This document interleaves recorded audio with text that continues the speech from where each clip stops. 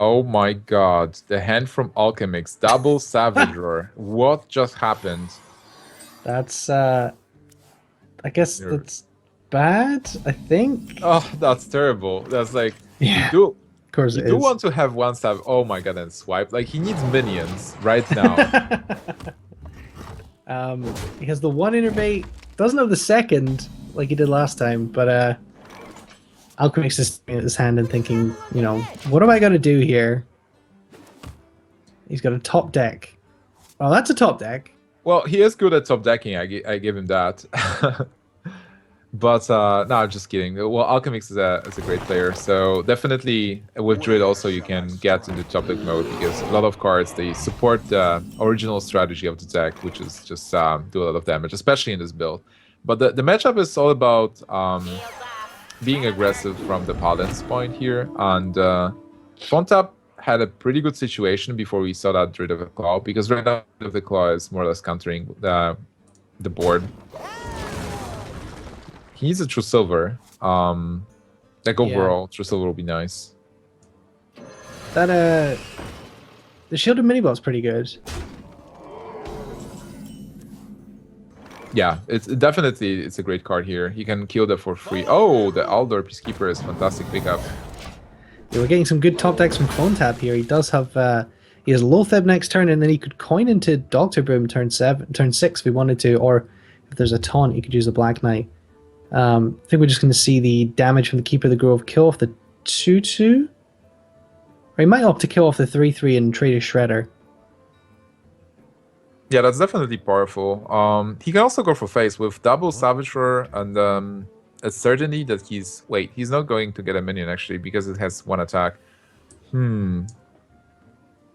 Maybe he can go for swipe. Like you normally you don't want to use the swipe because of Master for Battle, but maybe he can actually swipe this board and clear the 2/2.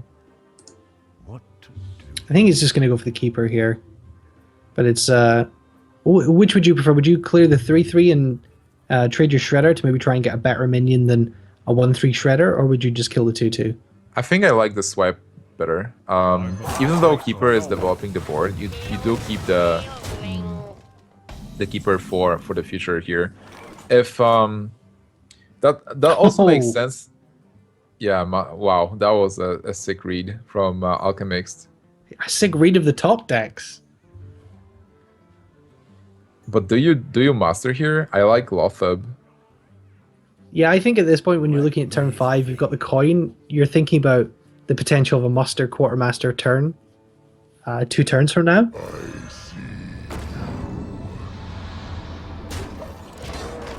Wow. Right. Instead of trading, just going for face. It also makes a lot of sense because if you kill the 1/3, a 1/3 is not like threatening at all. And if you kill a 1/3 and you face something bigger, then Keeper of the Grove can kill you 3/3 easily. Sylvanas here, a very strong play by Alchemist. Still, Alchemist in a good position, especially with the double Savager. As long as Alchemist just keeps minions on board, and Sylvanas is going to help with that, with no silence from Phonetap, he might explosively finish the game with this double Savager, even though it seemed really bad in the opening hand.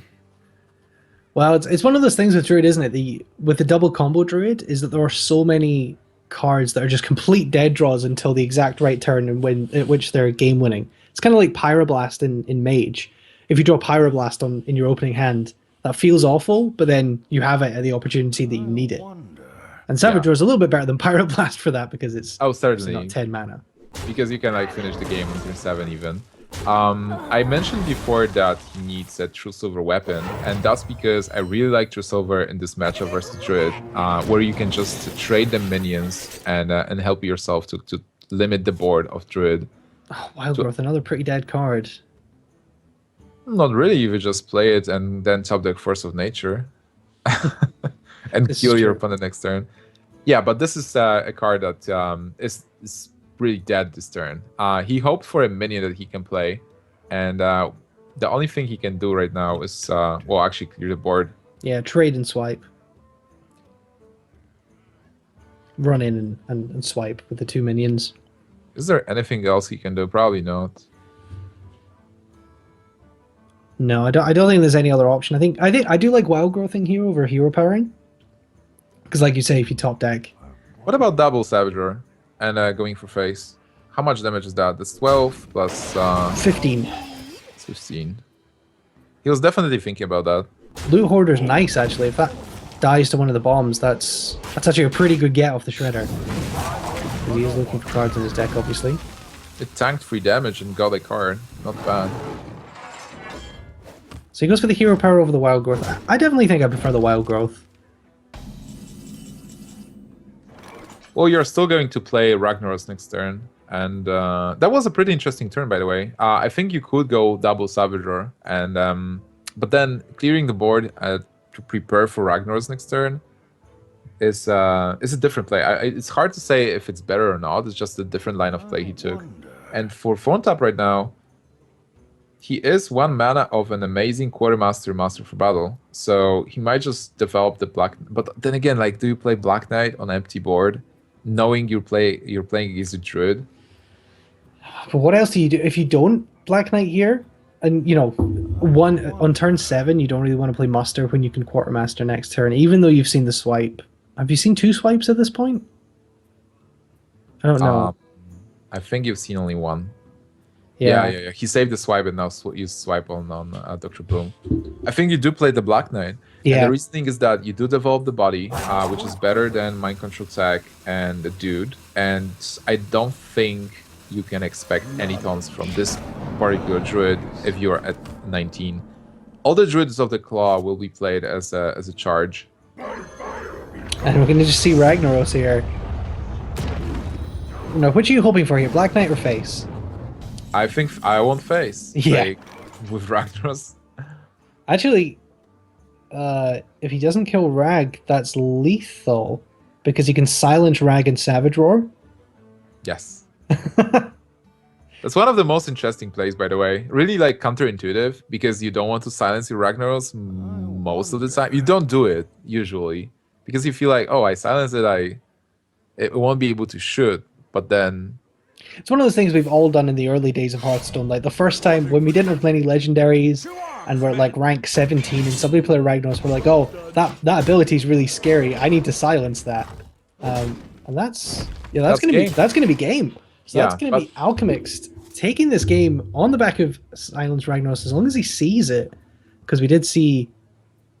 did Forsen losing the Pinnacle because he didn't silence Ragnaros, I think? Yeah, he might actually not see it because it's so counterintuitive. And also Phonetap makes a good decision to just develop the board because you want to counteract Ragnaros, and you've seen one Keeper of the Grove already. So Alchemix is actually not seeing the play. Can he figure it out to silence Ragnaros and just Savage an attack?